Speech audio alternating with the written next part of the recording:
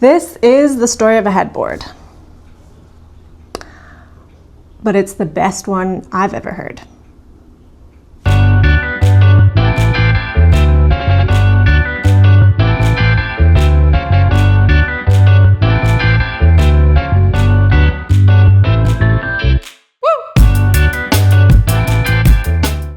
This was my room when I moved into my house, just your classic white box. Before I moved things into this room, I decided I'd do a little bit of work, and I painted the walls a warmer white. I added some crown molding, and I got a little crazy and I painted the ceiling green. And that was pretty much it. It's been like that for the last couple years, and this is what it looks like now. It's, fine, nothing terrible. It's a little sparse and sad looking to me, and I really just want to be cozy. I'm only human. And so I'm going to be making over this bedroom in a few phases. The first phase is all about the bed.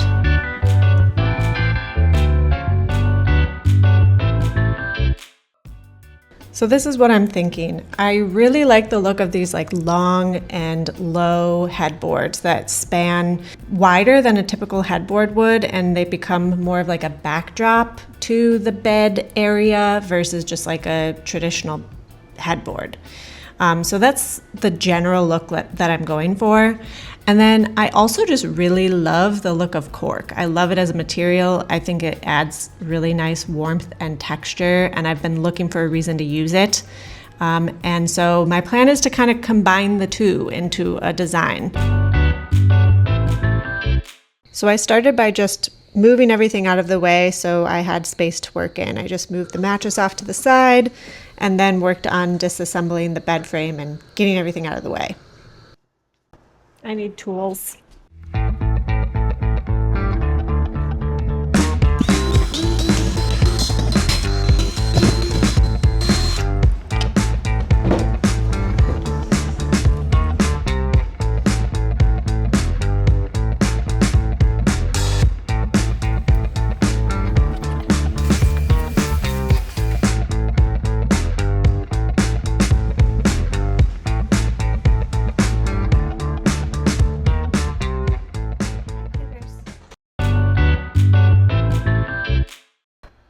So I got these cork panels. I just really like cork as a material, and I've been looking for a reason to use it. And this seemed like a good one because it's not a ton of area that I have to cover. It's pretty. I like the pattern of it. You could get different looks. Oh, it's cool. So let me show you. Okay, so my plan is to make the headboard span the entire length of this wall. I could just put these directly on the wall and that would look, I think, fine. But I kind of want a ledge on top that I can use to at least set artwork on. And I think it'll just make it look more substantial. And so that's why I'm going to build out a frame. Oops. So the plan is to basically frame this out like a miniature wall. So I'll have a top and bottom plate with vertical studs. Going out to my garage to scrounge around and look for lumber that I can use for this. I really don't want to buy any wood if I can help it. I do need 40 feet of lumber though, which is surprising. So I did have plenty of these 1x2s in my garage, but I decided that they weren't going to be substantial enough for this because I would have had to screw into the 1-inch side of them, and that just can get a little bit sketchy. There's not a lot of room for error there. And to be honest, I could use a little extra room for error. So what I decided to do instead was to use these 2x4s that I had left over from demoing my basement and cutting them lengthwise into 2x2s. But first I had to clean these up. They were full of nails and screws, and it took me quite a while to clean these up to a state of usability. But I was determined to use them because I really have a hard time wasting things. It might be a problem. I'm not sure. Okay, so I'm going to make 2 frames because one frame is going to be like way too cumbersome to try and maneuver and lift by myself. So I'm going to measure out the top and bottom plates now. They need to be 64 inches each.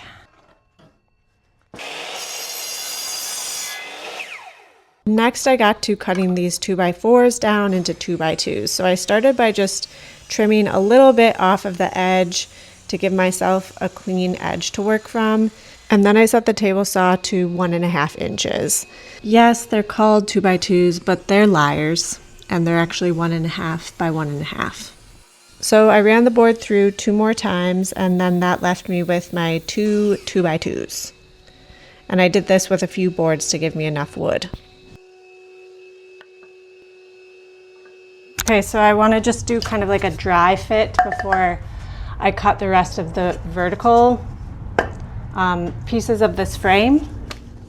Make sure that the overall size with everything together is right.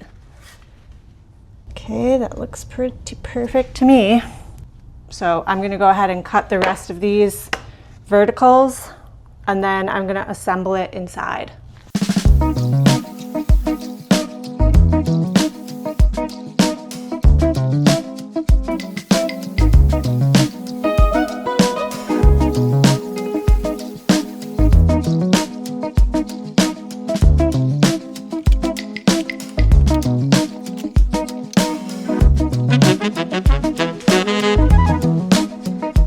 That looks about right.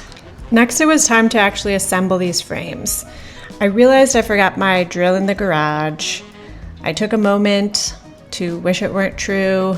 And then when I pulled myself back together, I started by drilling pilot holes into all of the locations where I would be adding screws, and then coming back through and screwing it all together. Pretty basic stuff.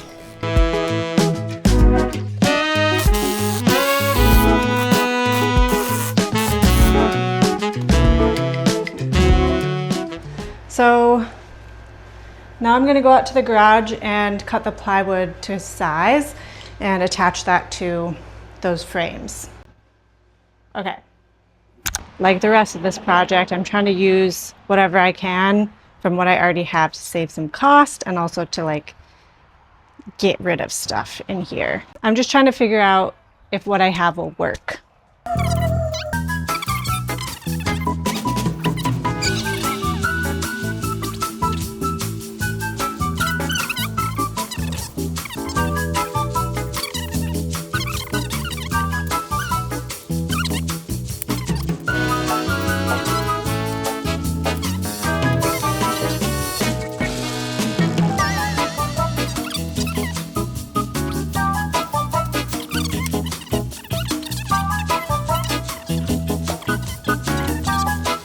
All right, that's the plan. Oh my God, it's so hot under here. So all that squeaking around was just me trying to figure out how to use these plywood sheets efficiently so that I wasn't left with some odd kind of unusable pieces of scrap at the end. So once I figured that out, all I had to do was just mark the dimensions out on the boards and cut them down to size to fit the frames. Okay, racing against daylight here a little bit now. The fireflies are starting to come out, but thought my glasses were foggy, but no, it's just grease from my face. Okay, that made it worse. So next I just attached the plywood sheets that I had cut to the frames with, who would have guessed, more screws. So again, I just drilled some pilot holes before putting the screws in. I just got this bed frame off Facebook Marketplace. I'm gonna put it together, sans instructions. Also, I'm doing this in a stupid order. I really should finish the headboard first, and then put the rug down, and then put the bed frame on top of the rug. I'm gonna do the frame, then the headboard, and then the rug, just because I'm like sick of sleeping on the floor. It's embarrassing. It's probably only like 6 inches taller than the last bed that I had, but it feels like I'm like on a throne.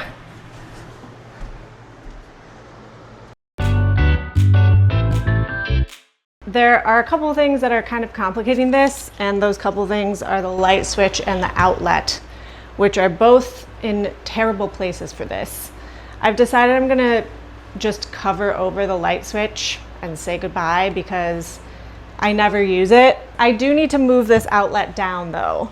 I think it's in a good position latitudinally, but I think I'm just going to move it down about a foot because this is a weird height to have this outlet at anyways, and it's going to be blocked by the headboard. I just removed the old switches and then I connected the like wires together in each circuit with wire nuts. And this is basically just mimicking the light switch staying on. So the power is still getting to those outlets even though the switches are gone. So then I turned my attention to the outlet, and my hope was that there was going to be enough extra wire in the wall that I could just move the outlet down to the new location without having to actually rewire anything. So I opened it up to check that out, but unfortunately, there's not enough to do what I want to do. I gave up on this other night, but I'm back today with a fresh attitude. So this needs to be down here. How I'm gonna do that is I'm taking some extra wire and I'm basically going to just extend the power from here down to the new spot. So this box will no longer be an outlet, it'll just be a junction box where the two ends of the wires are connected, and then I will be putting in a new box down where I want this plug to be. And then abracadabra, I'll be done. Yeah, so this was one of the more complicated magical spells that I've done.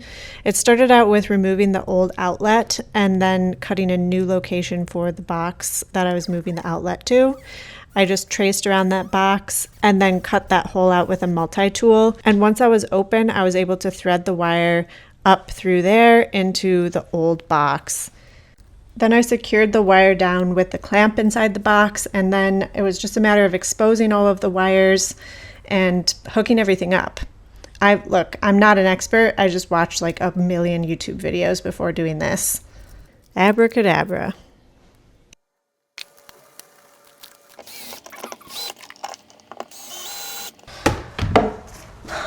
All right, before I close all of this up, I'm gonna turn the power back on and make sure this is working. I'm gonna plug this fan in because it's the thing I have here. Oh, wait. Oh, thanks, Satan. It worked. Hallelujah.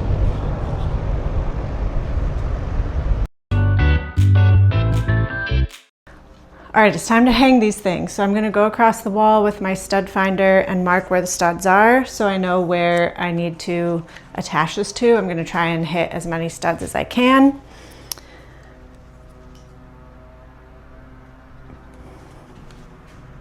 Here we go. Let's see, I don't know if it's lying to me. This seems real. I put the tape horizontally on the wall and then I mark the edges of the stud with a Sharpie.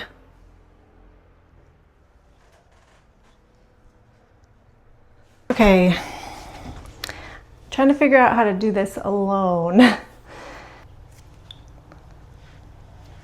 I don't know, I'm gonna just start, figure it out. So, me, ow. Oh my God.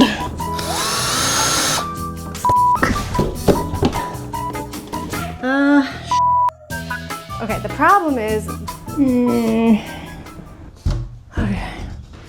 okay, so what I ended up doing was lifting this onto the wall and just like squeezing it onto the wall with my body while I tried to get the first screw in just to take some weight off. Then I was able to put the level up on there and make sure it was level before drilling the rest of the pilot holes. but the drill bit wasn't long enough to go all the way through to the stud. So then I had to take it off, find the little marks on the wall, and then come back and finish drilling the pilot hole all the way into the stud. And then I just partially put the screws into the frame so they were where they needed to be when I lifted it back up onto the wall. And then I had to just like fine tune it so that the screws were lining up exactly where the pilot holes were on the wall before screwing them all the way through to the stud. Wow. Then I just repeated the process on the other side with the second frame, and once they were both hanging, I added screws all along the bottom as well. Whew.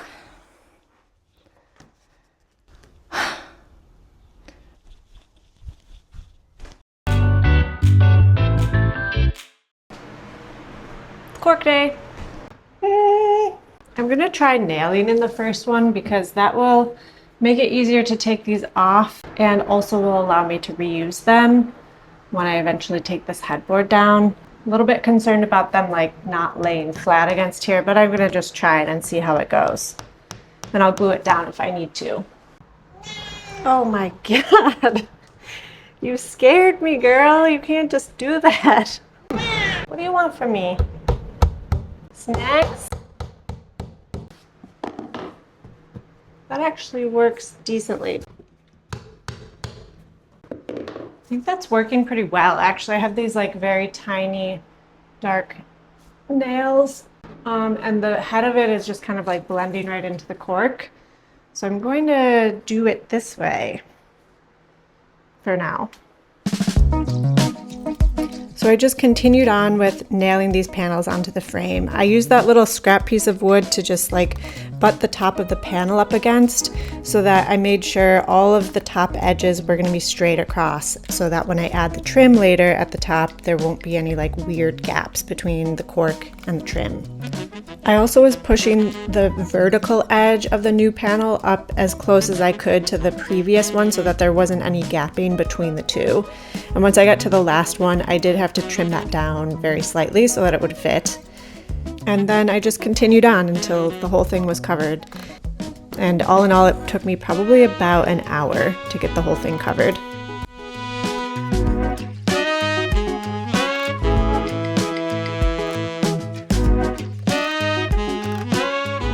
That looks good. And now I don't have that many of these types of nails, but I'm going to just use as many as I have and start to nail down these edges.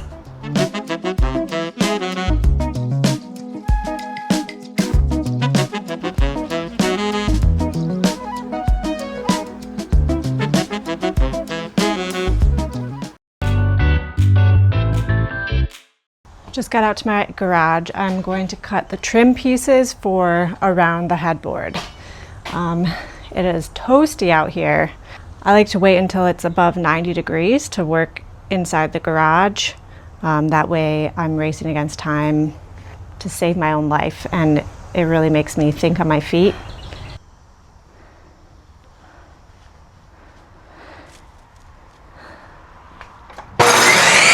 So thankfully I didn't have to do anything too complicated. I just started by trimming off the edge of each of the boards to give myself a clean edge to work from, and then I set the table saw to the width that I needed the trim to be. I had measured that off of the frame before coming down, and I just cut all the boards to that width, and that was that.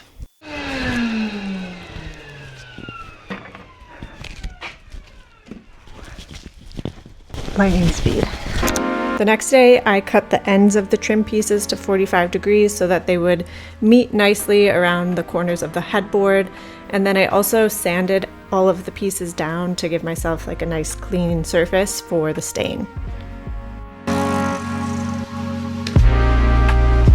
I made this little board to test out the stains that I have, and I'm just deciding which one to go with. I think I'm going to go with this one here.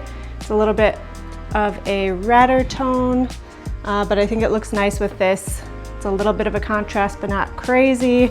And it also is pretty similar to the tone of my bed frame. Here I'm just applying a wood conditioner first to all of the boards because that helps the stain go on nice and evenly. So once that conditioner was dried, I came back through and actually stained all of the boards. Okay, I've got the trim boards here ready to put on.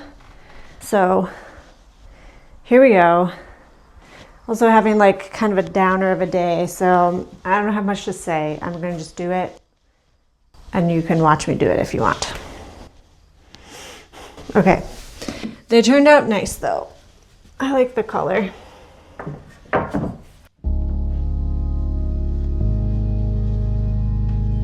I attached the trim pieces to the frame with this nail gun, which was pretty straightforward, except the left-hand side I had to nail from like the inside out because I couldn't get the gun on the left side of the frame. So that's why that one panel is off.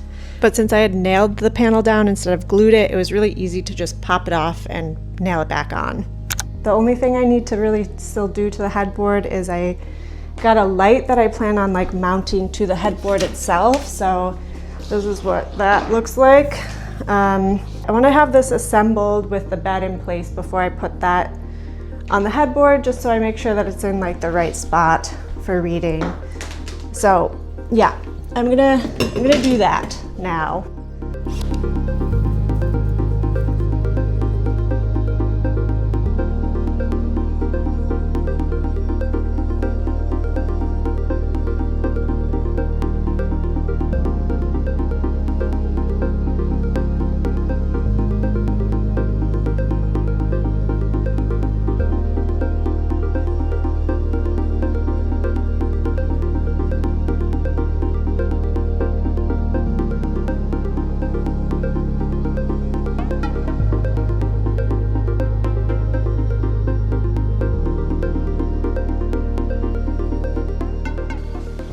I got this nifty little reading lamp. I only have one of them,